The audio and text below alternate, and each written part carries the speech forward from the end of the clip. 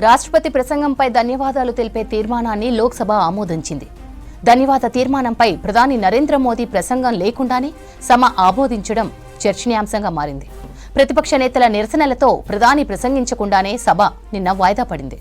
ఇవాళ సభ మొదలైన తర్వాత ధన్యవాద తీర్మానాన్ని ఆమోదించినట్లు స్పీకర్ ప్రకటించారు.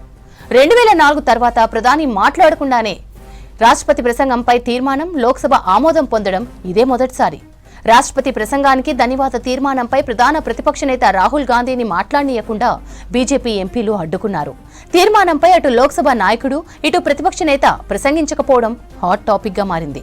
3 రోజులుగా ఆర్మీ మాజీ చీఫ్ నరవనే పుస్తకం, అమెరికా ట్రేడ్ డీల్ వంటి అంశాలపై విపక్షాలు ఆందోళన చేస్తున్నాయి. ఇవాళ ఉదయం 11 గంటలకు లోక్సభ ప్రారంభం కాగానే యుఎస్ ట్రేడ్ డీల్, నరవనే పుస్తకంపై విపక్ష ఎంపీలు నిరసన తెలిపారు.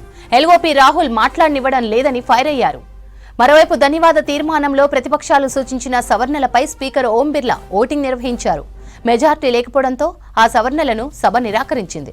ఆ తర్వాత రాష్ట్రపతి ప్రసంగానికి ధన్యవాదాలు తెలిపే తీర్మానాన్ని స్పీకర్ ఓం బిర్లా సభ్యులకు చదివి వినిపించారు. అప్పుడు కూడా విపక్షాలు నిరసన తెలిపాయి.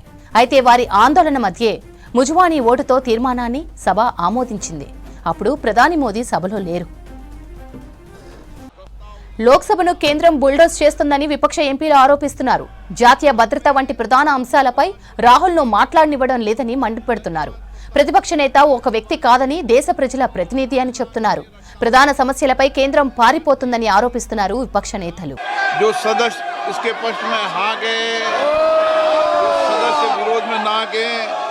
मेरे विचार में निर्णय हाँ वालों के पक्ष हुआ, निर्णय हाँ वालों के पक्ष हुआ, प्रस्ताव स्वीकृत हुआ।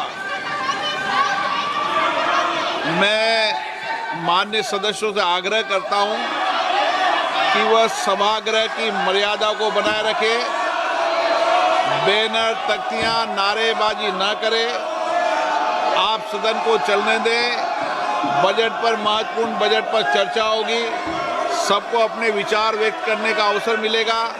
आप सदन नहीं चलाना चाहते,